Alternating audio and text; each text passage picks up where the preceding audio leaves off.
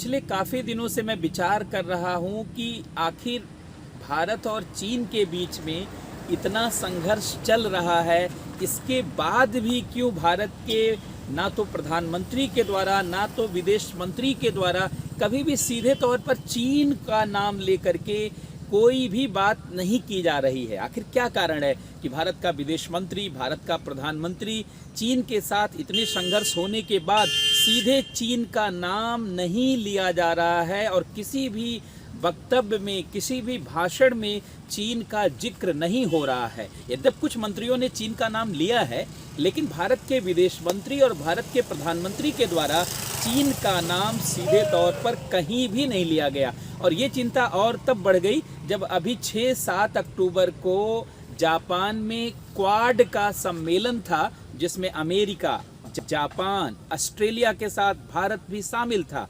America के विदेश मंत्री, जापान के विदेश मंत्री और ऑस्ट्रेलिया के विदेश मंत्रियों ने सीधे चीन का नाम लिया और बताया कि चीन की आक्रामकता के कारण पूरी दुनिया संकट में आ गई है।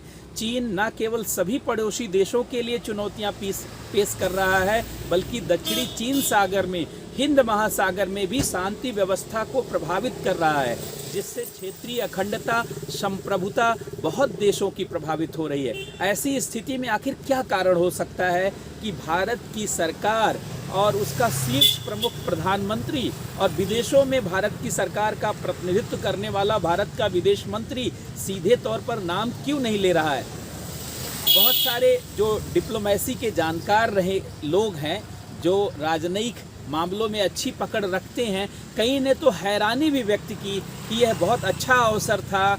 जापान में जो क्वाड का सम्मेलन हुआ, उसमें भारत के विदेश मंत्री को सीधे चीन का नाम लेना चाहिए था और कहना चाहिए था कि चीन के आक्रामकता का भारत शिकार है और जो संघर्ष अभी बना है वो चीन के आक्रामकता और चीन के उस जो है दोहरे व्यवहार को दर्शाता है, जो पूरे एशिया के लिए चुनौती है। आप सभी लोग जानते होंगे क्वाड को एशिया का नाटो भी कहा जाने लगा है और माना जा रहा है एशिया में नाटो की भूमिका क्वाड निभाएगा।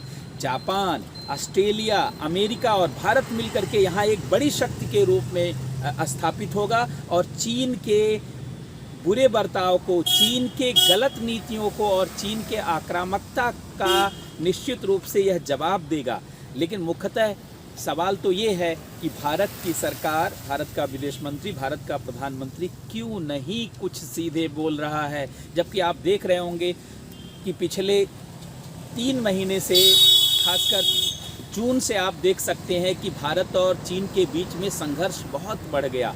लद्दाख के गैलवन घाटी में भारत और चीन की सेनाएं टकरा गई। यद्यपि ये संघर्ष जो हुआ इसमें गोलियां नहीं चली, लेकिन सैनिक मरे, हमारे 20 सैनिक शहीद हुए और चाइना के बहुत सारे सैनिकों के मरने की संभावना है। हमारे बहुत सारे सैनिक शहीद हुए, हमारे वीर सैनिकों ने चीन को मुंहतोड़ जवाब दिया।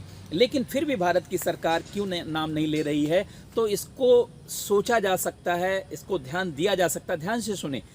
ऐसा माना जाता है और बहुत सारे राजनयिकों और विशेषज्ञों का मानना है कि भारत मुख्यतः 2 कारणों से चीन का नाम सीधे लेने से बच रहा है। नंबर 1, भारत की सेना बहुत मजबूत है, लेकिन बहुत बड़े युद्ध के लिए अभी सेना को तैयार नहीं किया जा सका है। अर्थात अगर युद्ध महीनों चलता है तो भारतीय सेना उस परिस्थिति के लिए तैयार नहीं है। छोटे मोटे ऑपरेशन और 10-20 दिनों के युद्ध के लिए तो हमारी सेना अपना पराक्रम रखती है और दुनिया की सभी सेनाओं को जवाब देने की क्षमता रखती है। लेकिन अगर युद्ध लंबा चल गया, युद्ध अगर लंबे दौर तक चलने लगा, तो उस परिस्थिति में सेना की जो तैयारी पूरी होनी चाहिए वो तैयारी अभी पूरी नहीं है। इसलिए भारत का शीर्ष नेतृत्व, भारत के सरकार का शीर्ष नेतृत्व, प्रधानमंत्री या विदेशों में विदेश मंत्री चीन का सीधे नाम नहीं ले रहा, ताकि टकराव को बढ़ाने के बजाय तैयारियों के लिए समय लिया जा सके। अगर हम चीन का नाम लेकर के सीधे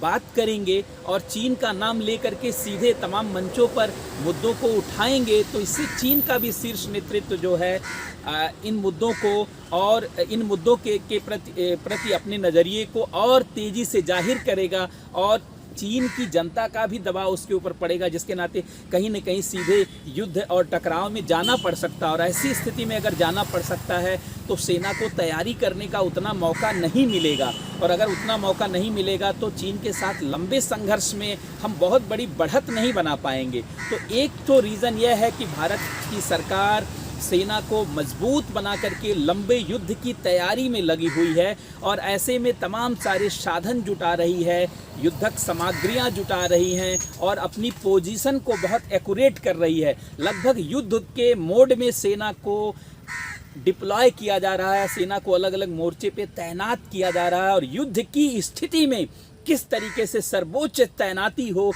उसमें भारत की सरकार कोई कमी नहीं छोड़ना चाहती है। इस नाते सीधे चीन का नाम ना लेकर के, सीधे चीन को जिम्मेदार न ठहरा करके अपनी तैयारी के लिए समय निकालने की कोशिश की जा रही है। ये सबसे बड़ा कारण माना जा रहा है। दूसरा सबसे बड़ा कारण है कि भारत की सरकार ने चीन की अर्थव्यवस्था के ऊपर अपने निर्भरता को घटाने के लिए बहुत बड़ा प्रयास किया है, और इसके लिए 12 मई 2020 को आत्मनिर्भर भारत अभियान की शुरुआत की है। आत्मनिर्भर भारत अभियान शुरू इसलिए किया गया है ताकि हम अपने उद्योगों के लिए आत्मनिर्भरता प्राप्त कर सकें, हम अपने सभी आवश्यक ज़रूरतों को बनाने में आत्मनिर्भरता प्राप्त कर सकें, और हम मैन्युफैक्चरिंग के सेक्टर में, विनिर्माण के क्षेत्र में एक बड़ी शक्ति के रूप में स्थापित हो सकें। लेकिन यह तो सच है, यह तो ज्ञात सच है कि भारत की अर्थव्यवस्था अभी चीन पर ज़्यादा निर्भरता रखती है। भारत में कई उद्योगों के लिए कच्चा माल चीन से ही प्राप्त होता है। भारत के आईटी इंडस्ट्री, भारत के फार्मा इंडस्ट्री का भी एक कहीं न कहीं से देखा जाए तो जो है उसके लिए भी इनपुट्स, उसके लिए भी संसाधन, उसके लिए भी रिसोर्स चीन से प्राप्त होते हैं। इस नाते भारत की सरकार थोड़ा सा और समय चाहती है, और अगर सोचती कि अगर सीधे कोई टकराहट होगी, अगर सीधे कोई चुनौती पेश होगी तो निश्चित रूप से हम भारतीय अर्थव्यवस्था के लिए सप्लाई चेन का विकास नहीं कर पाएंगे, और अगर भारतीय अर्थव्यवस्था के लिए सप्लाई चेन का विकास नहीं कर पाएंगे तो भारत की अर्थव्यवस्था को बड़ा डेंट लग सकता है। वैसे भी भारत की अर्थव्यवस्था पिछले 2-3 वर्षों से प्रभावित है। अगर आप देखेंगे कोरोना महामारी तो पूरी दुनिया के लिए चुनौती बनी, लेकिन भारतीय अर्थव्यवस्था तो 2018 से लगातार गिर रही थी। कोरोना के पहले भी भारतीय अर्थव्यवस्था की हाल अच्छी नहीं थी, भारतीय अर्थव्यवस्था बिल्कुल घायल हो चुकी थी, गिरने की स्थिति में थी। लेकिन कोरोना महामारी आ गई तो सबकी अर्थव्यवस्था चूँकि घायल हो चुकी, ऐसे में भारतीय अर्थव्यवस्था की लाज बची, और भारत ने इसी दौर में आत्मनिर्भर भारत अभियान का एक जो है नया कार्यक्रम चलाया। और आत्मनिर्भर भारत अभियान माना जाता है भारत की अर्थव्यवस्था को स्थानीय संसाधनों पर आधारित करते हुए आत्मनिर्भर बनाने की कोशिश करेगा। लेकिन यह तो ज्ञात सच है कि पूरी दुनिया के सप्लाई चेन का मुख्य केंद्र चीन है। चीन से ही पूरी दुनिया के अधिकतर उद्योगों को रिसोर्सेज प्राप्त होते हैं, इनपुट्स प्राप्त होते हैं, और वहीं से संसाधन आते हैं और भारत की अर्थव्यवस्था में भी आते हैं, चाहे वो क्षेत्र कितना भी बड़ा हो, चाहे वो क्षेत्र कितना भी एक्सेलेंट हो। जब आईटी जैसा सेक्टर इनपुट्स वहाँ से लेता है, रिसोर्सेज लेता है, फार्मा सेक्टर वहाँ से रिसोर्सेज लेता है, हमारा केमिकल सेक्टर, हमारा इंजीनियरिंग गुड्स का सेक्टर वहाँ से लेता है, हमारा कपड़े का उद्योग वहाँ से लेता है, तो बाकी चीज़ों का क्या कहना। ऐसी स्थिति में भारत की सरकार अपने अर्थव्यवस्था के लिए भी तैयारी के लिए अधिक समय चाहती है, और अधिक समय लेने के लिए भारत की सरकार चीन पर केवल सेलेक्टिव कार्रवाई कर रही है। जैसे उसके कुछ ऐप्स को बंद कर देना, केवल डिजिटल स्ट्राइक, उसे डिजिटल स्ट्राइक का नाम दे करके भारत के नागरिकों में मैसेज देना चाहती है कि हम चीन पर बड़ी कार्रवाई कर रहे हैं, लेकिन भारत की सरकार बड़ी कार्रवाई से बच रही है। भारत की सरकार चीन के साथ सीधे संघर्ष की स्थिति से लगातार बच रही है।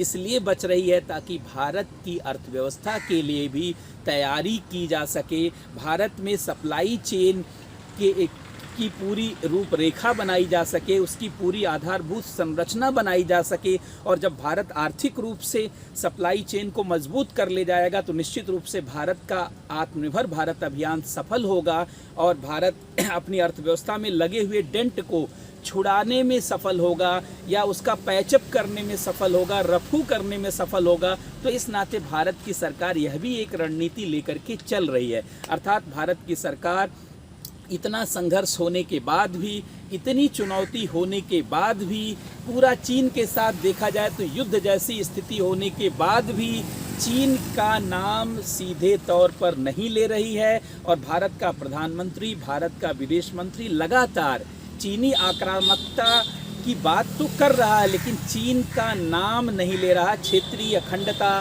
क्षेत्रीय संप्रभुता ऐसे मुद्दा या भारत की संप्रभुता, भारत की अखंडता का मुद्दा रख करके बात कर रहा है, लेकिन चीन का नाम नहीं ले रहा है, क्योंकि भारत एक बहुत बड़ी तैयारी में लगा हुआ है, जो भारत को लंबे युद्ध के लिए तैयार करने की तैयारी है और भारत की अर्थव्यवस्था को भी बहुत बेहतर स्तर पर विकसित करने की तैयारी है। और दोनों स्थितियों में हमको ज़्यादा समय चाहिए, तभी हम लोग 2025 तक, 24-25 तक $5 ट्रिलियन इकोनॉमी की तरफ बढ़ सकेंगे और तभी हम एक बड़े युद्ध के लिए अपनी परिस्थितियों को अनुकूल बना पाएंगे और हर स्थिति में भारत विजय की स्थिति में होगा। इन्हीं धारणाओं को, इन्हीं विचारों को आधार बना करके भारत की सरकार इतना संघर्ष होने के बाद भी चीन को सीधे तौर पर दोषी नहीं ठहरा रही है। संकेतों के माध्यम से, इशारों के माध्यम से, अपने बातचीत के निष्कर्ष और सार के माध्यम से चीन को सिर्फ संकेतित कर रही है। तो ये आज के विचार विमर्श में हम लोगों का चीन के साथ जो भारत का डिप्लोमेटिक संदर्भ है उस पर हम लोगों ने बात किया। इसी तरीके से अनेक मुद्दों पर हम लोग बातचीत करते रहेंगे और बातचीत करने की चर्चा करने की ये प्रक्रिया लगातार जारी रहेगी, ताकि इसी तरीके से चिंतन और मनन को आगे बढ़ाया जा सके, सोच और विचारधारा को बेहतर किया जा सके और ज्ञान विज्ञान के माध्यम से अपने आप को बहुत प्रासंगिक बनाया जा सके। तो बहुत बहुत धन्यवाद, बहुत बहुत नमस्कार।